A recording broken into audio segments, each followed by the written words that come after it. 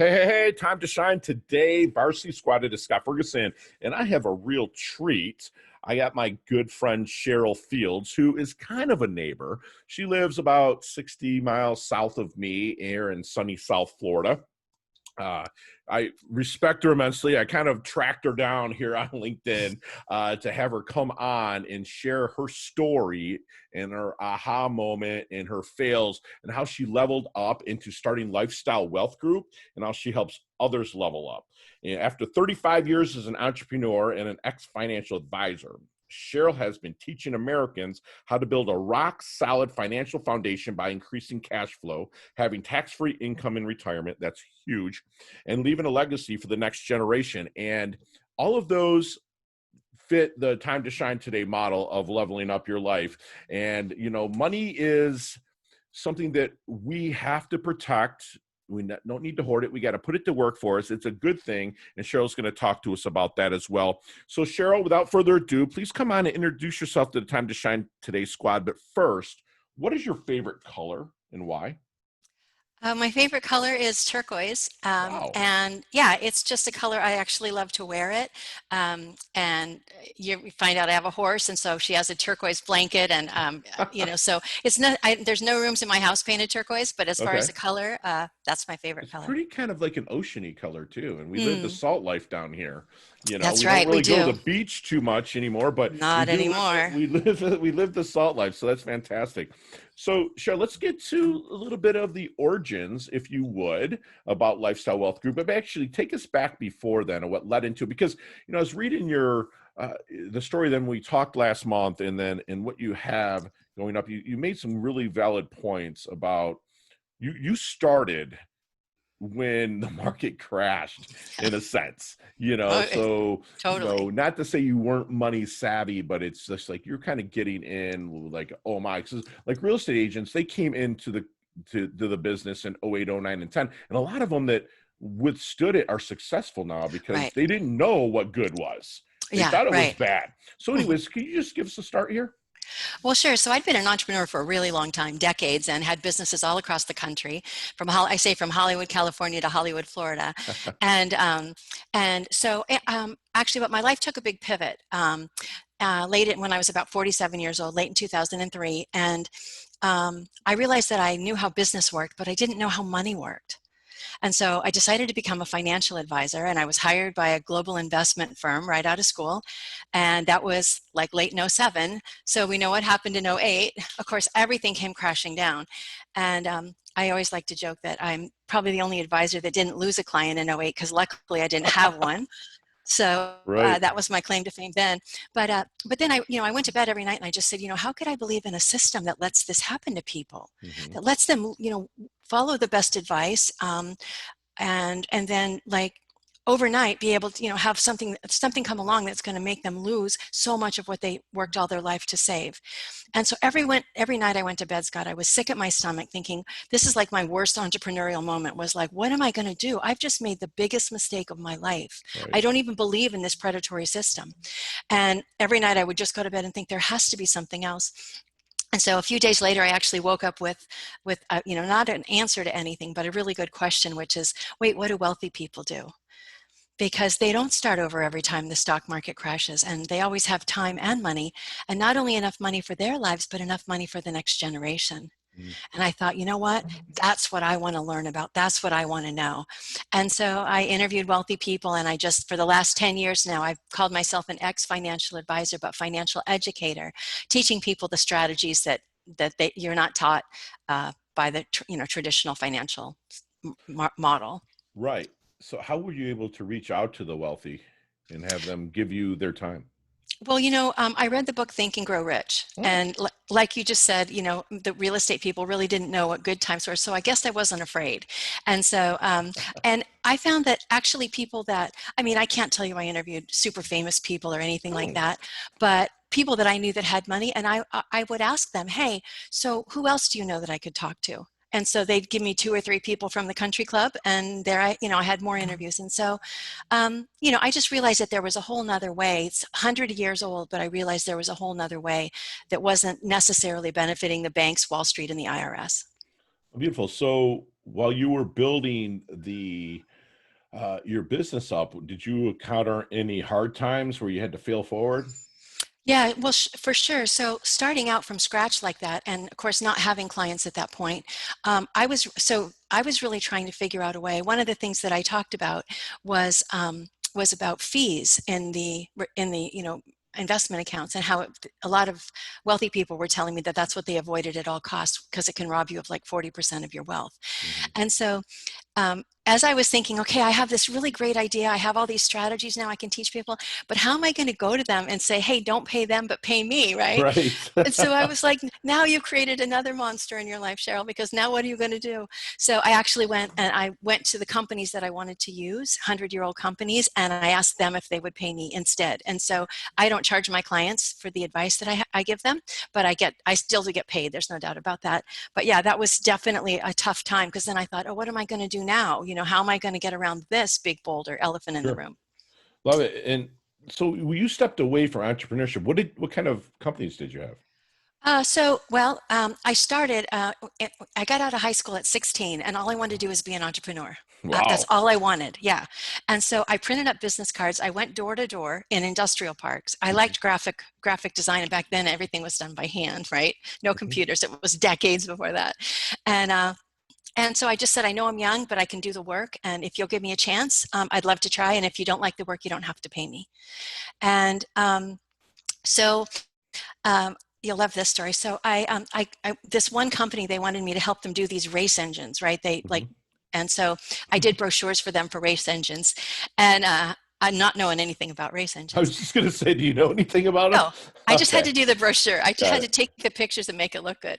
And so anyway, they by Friday, I had done the project, and then I thought to myself, hey, if I could go get them printed, I could actually mark up the printing. So I went to a printer friend and I said, hey, you bid the job like you regularly would, as if they walk through the door, but let's split the profit. He said, sure. So I look back now, I think, it was great. So then after I got the project done. Mhm. Um, they said to me, hey, look, the boss is really happy. He'd love for you to come in, and he wants to meet you because he's got other work. And I said, great. Well, the boss was Mario Andretti, and the Wow. work I was doing was for the Long Beach Grand Prix. Oh, wow. So by now I had turned 17, but I was like, I don't really know what an entrepreneur is, but I really like it, right? They gave me a big fat check, Right. and I really never looked back. And so from there I had other graphics. I was an art director for a magazine and a newspaper in Yorba Linda. Then I started a video production company called Banyan in Okay. LA, and we did broadcast quality video for ABC television. And then wanted to get out of the city, so we bought a horse ranch and a printing company in Grand Junction, Colorado. Oh, wow. And then from there, we decided to move to the state of Maine. It wasn't my choice. Mhm. I was married then, and he wanted to go to the state of Maine, so we went there, and that not only ended the marriage, but I published an international business journal in Maine and Atlantic Canada Right. because they're geographically linked and Sure. economically linked. And then from there, let's see, and so then from there, I went down and I was hired by Gulfstream Aerospace as a Okay. consultant. All right. That was for a year. That was a year gig to put all of their merchandise, premium merchandise. I was a personal shopper Wow. uh, with General Dynamics checkbook. It was so much fun, and my office was right there, on the tarmac in Savannah, and it was just great. Oh, wow. But so from there, then that's when my life took a pivot, Mhm. and that's when I decided to become a financial advisor. So you knew a lot about the business, but you didn't know Mhm. how money worked. So when you got the education with that, what led into the inception of the Lifestyle Wealth Group?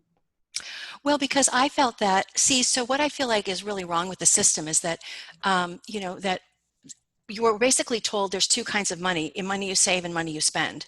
So all of the money, it's kind of just one or the other. Right. And I felt like that was a big gap because there's so much money. I say there's three kinds of money: the money you save, the money you spend, and the money that slips through your fingers. And so I help people bring back the money that slips through their fingers.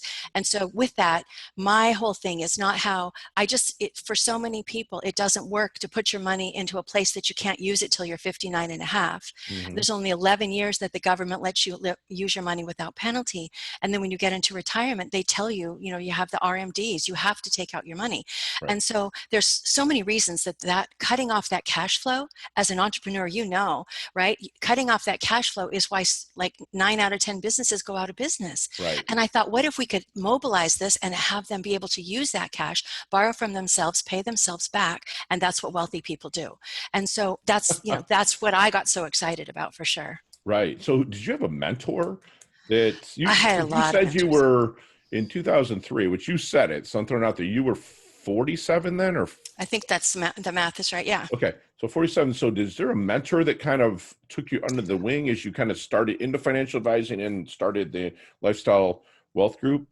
Absolutely. So the reason I gave the name, the company Lifestyle Wealth Group, is because I believe that our money should be used for our lifestyle. And it doesn't Sure. mean we're giving up retirement. It Right. just means we're going to be guaranteed tax-free income in retirement, but we can use our money now for the things that we need instead of paying the bank all the interest, right? Right. And so I had mentors all the way along. I was able to go and take a couple different courses from people that were already doing what I was doing. I mean, like I said, this is nothing new, right? Sure. But teaching these strategies. And so, yeah, there were several people that I studied under and several people that helped me along and helped me get started.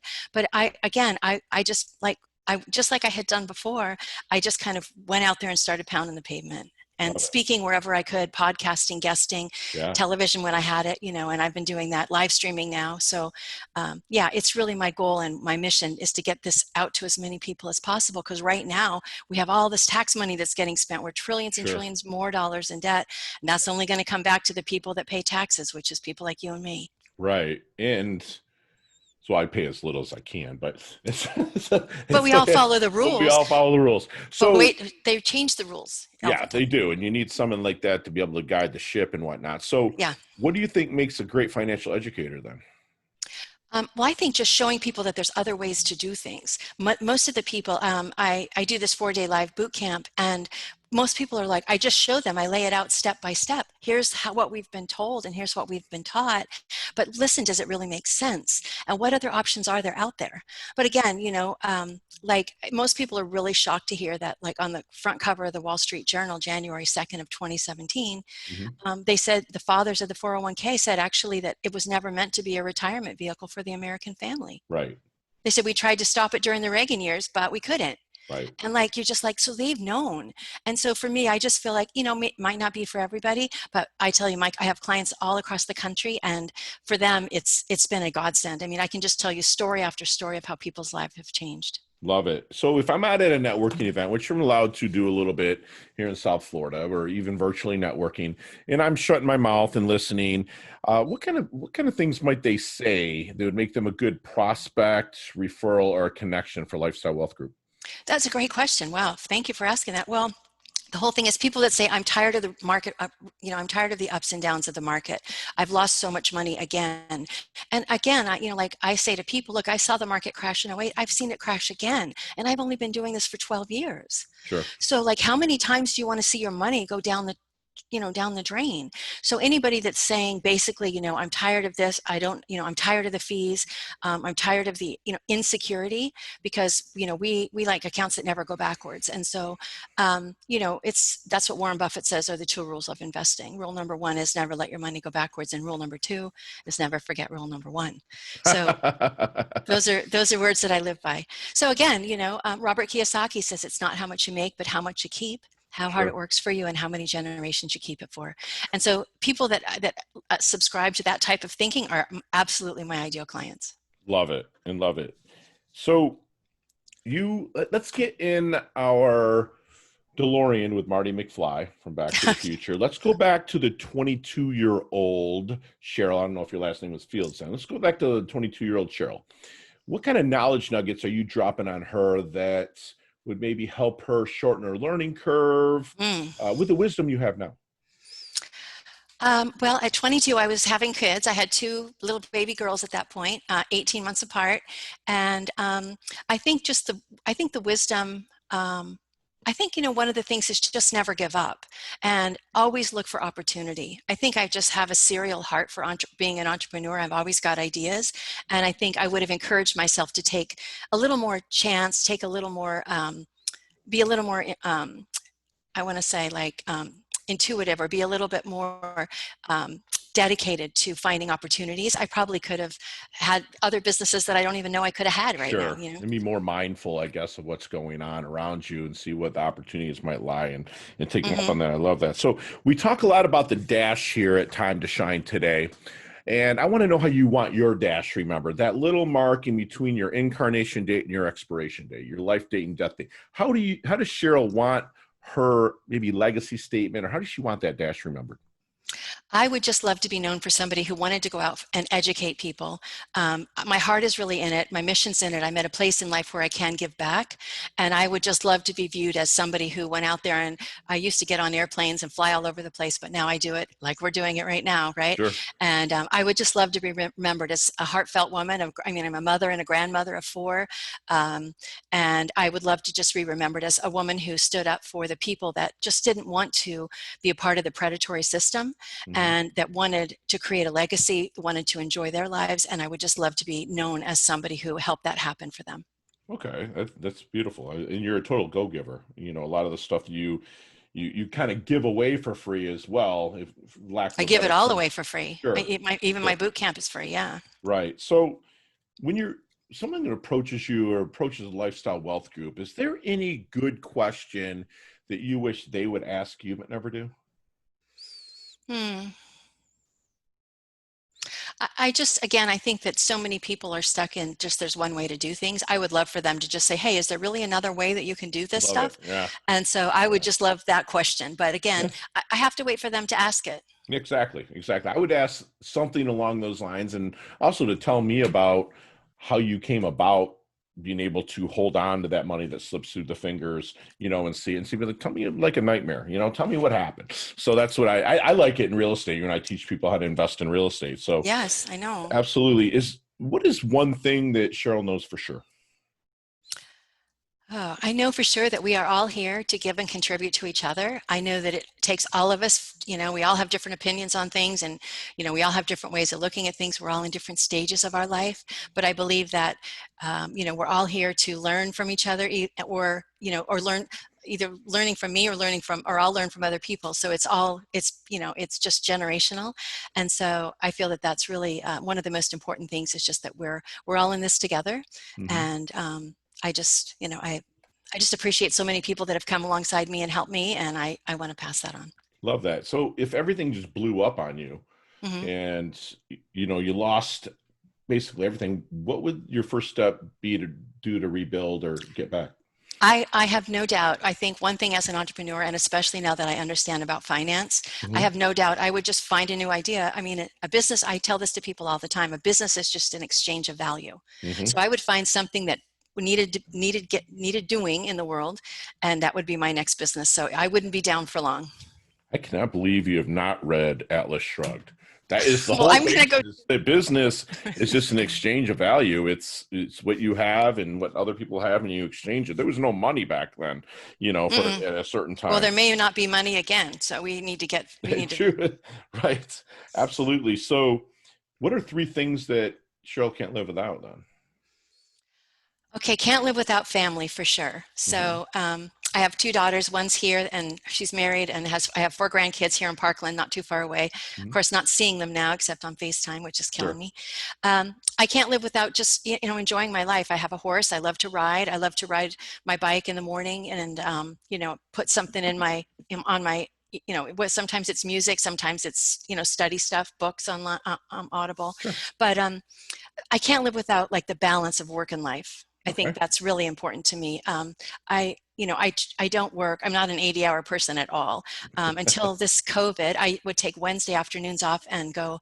My grandson is in a bilingual class, and I speak Hmm. Spanish, so I would go help them with homework. Wednesday afternoons were my day off, and my afternoon off. And I mean, I love that kind of stuff. Now, of course, we're not able to do that anymore. So that's the kind of thing I couldn't really live without. Um, I'm not sure. I mean, that's really the most important thing. And then my other daughter's in New York City, and of course, family is So you got just family, horses, reading, community. So that's what I'm hearing. Exactly. Love it. Exactly. And I Love think it. fitness too. I really enjoy getting Okay. out and, pumping my bike in the That's like morning. 7. I said 3, Cheryl. Come on Well, now. sorry. No, I love it that you're so well rounded and put together.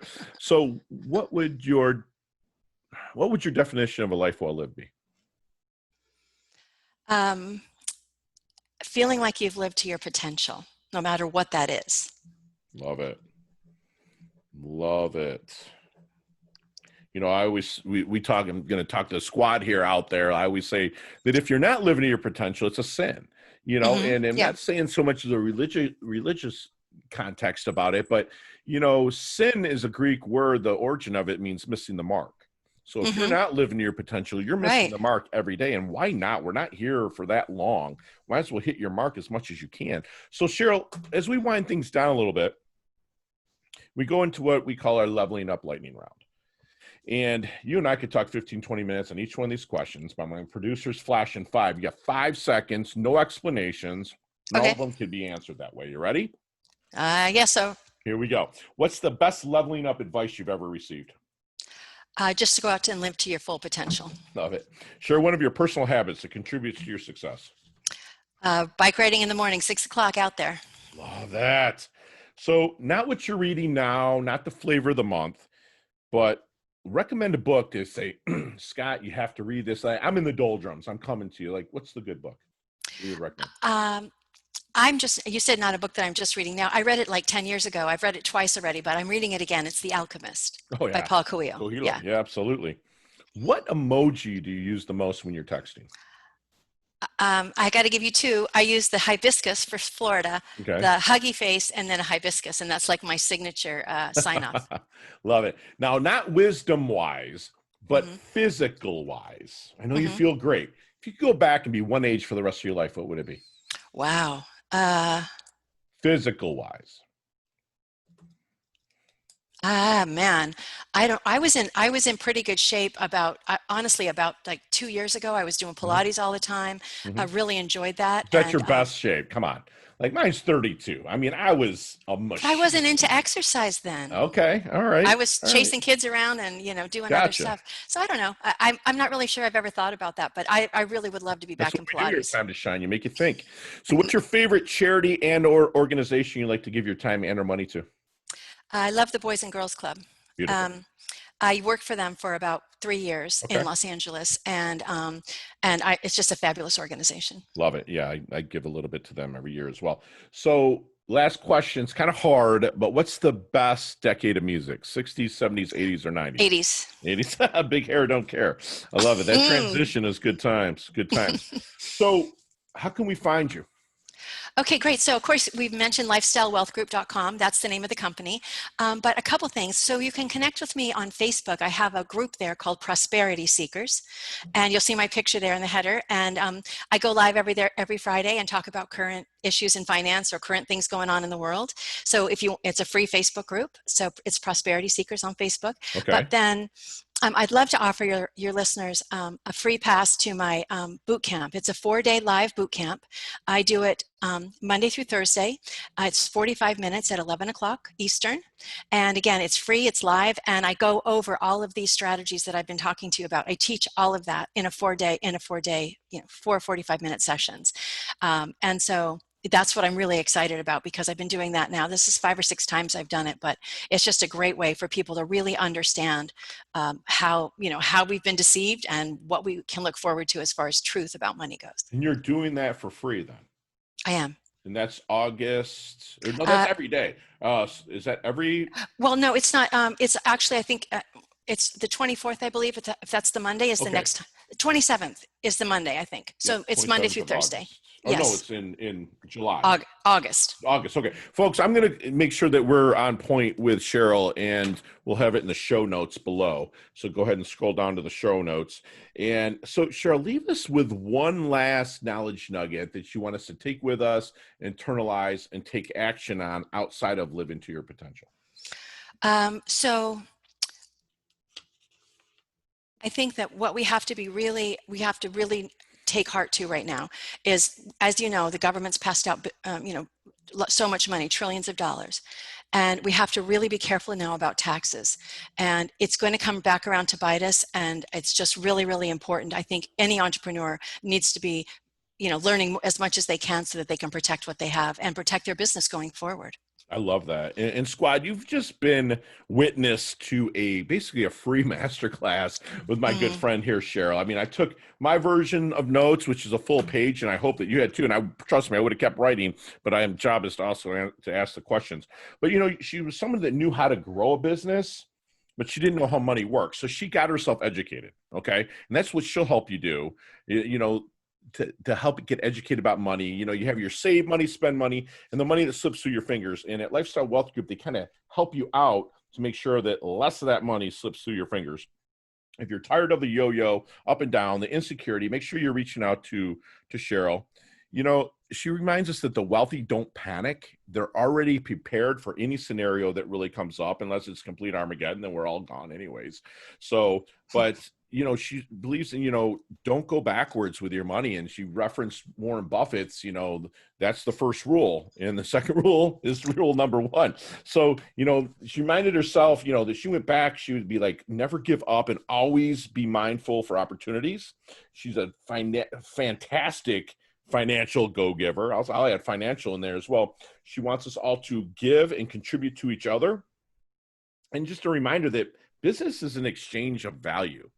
It's not like one has to go over another, one has to win. It could be a collaboration. And Cheryl is the perfect collaborator. And she's healthy, she's wealthy, she's leveling up her life, and she's part of our squad now. So Cheryl, thank you so much for thank coming you. on. It's been such a thrill to be here with you, Scott, and thank you so much for asking me. We'll have you on again soon. Okay, I'd we'll love it. talk. Thanks. We'll talk soon. You Stay bet. safe out there. Bye.